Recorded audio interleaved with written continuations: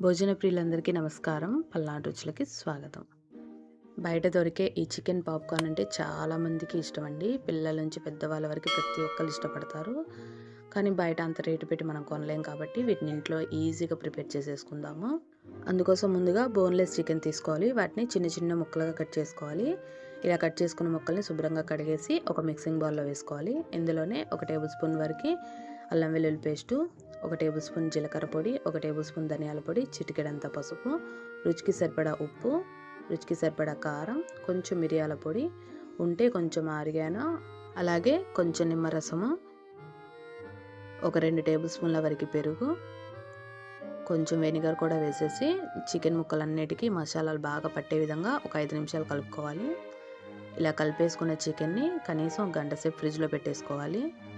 ఇప్పుడు ఒక ప్లేట్లోకి 1 కప్పు మైదా పిండి, అలాగే 1 కప్పు కార్న్‌ఫ్లోర్ కూడా వేసుకొని అందులోనే కొంచెం మిరియాల పొడి, కొంచెం కారము, ఉప్పు, జీలకర్ర పొడి, ధనియాల పొడి, ఈ మసాలాలన్నీ వేసేసి పిండి మొత్తాన్ని కలిపేసేయాలి.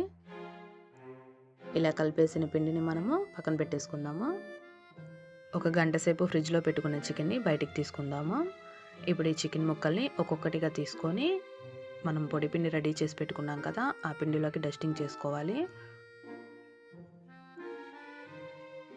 ఇదే విధంగా మిగిలిన చికెన్ ముక్కలు మొత్తాన్ని డస్టింగ్ చేసుకుందాము.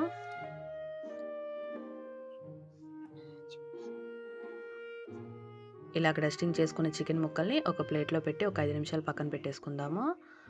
ఇప్పుడు ఒక బౌల్లోకి చల్లటి నీళ్ళు తీసుకొని అందులోకి వీడియోలో చూపిస్తున్న విధంగా ఒక గెంటె సహాయంతో చికెన్ ముక్కల్ని డిప్ చేసి మళ్ళీ తీసుకొని వచ్చి పొడి పిండిలోకి డస్టింగ్ చేసుకోవాలి. ఇదే విధంగా మొత్తం చికెన్ ముక్కల్ని డస్టింగ్ చేసుకోవాలి. ఇలా డస్టింగ్ చేసుకోవడం వల్ల పైన క్రంచీగా వస్తుంది మనకి. ఇలా డస్టింగ్ చేసుకున్న తర్వాత ఎక్స్ట్రా పిండి ఉంటే ఈ గెంటె సహాయంతో తీసేసుకోవాలి. ఇలా చేసుకున్న చికెన్ ముక్కల్ని ఒక ప్లేట్లో పెట్టేసుకొని డీప్ ఫ్రైకి సరిపడా ఆయిల్ పెట్టుకొని ఆయిల్ బాగా హై ఫ్లేమ్ మీద ఉన్నప్పుడే ఒక్కొక్కటిగా చికెన్ ముక్కల్ని వేసుకొని వేయించుకోవాలి. చికెన్ ముక్కలు వేయంగానే మనం గెంటె పెట్టి కదపకూడదు. ఒక 2 నిమిషాలు ఆగిన తర్వాత గెంటె పెట్టి రెండో వైపుకి తిప్పుకొని 2 వైపులా మంచి రంగు వచ్చే విధంగా వేయించుకోవాలి. ఇదే విధంగా మిగతా చికెన్ ముక్కలన్నింటినీ వేయించేసుకుందాము. మనం పిండిలో డస్టింగ్ చేయడం వల్ల పైన క్రంచీగా లోపల సాఫ్ట్గా చాలా టేస్టీగా ఉంటాయి. ఇంకొంచెం స్పైసీగా ఉండాలంటే మనం ఇట్లా వేయించేసిన తర్వాత మనం రెడీ చేసి పెట్టుకున్న మసాలాలు ఉన్నాయి కదా, అవి కొంచెం పైన చల్లేసుకుంటే ఇంకొంచెం స్పైసీగా ఉంటాయి. అంతే అండి, ఎంతో టేస్టీగా ఉండే చికెన్ పాప్కార్న్ రెడీ అయిపోయినాయి. మీ అందరు తప్పకుండా ట్రై చేసి ఎలా వచ్చిందో కామెంట్లో చెప్పండి. Thanks for watching. కుదిరితే సబ్స్క్రైబ్ చేసుకోండి.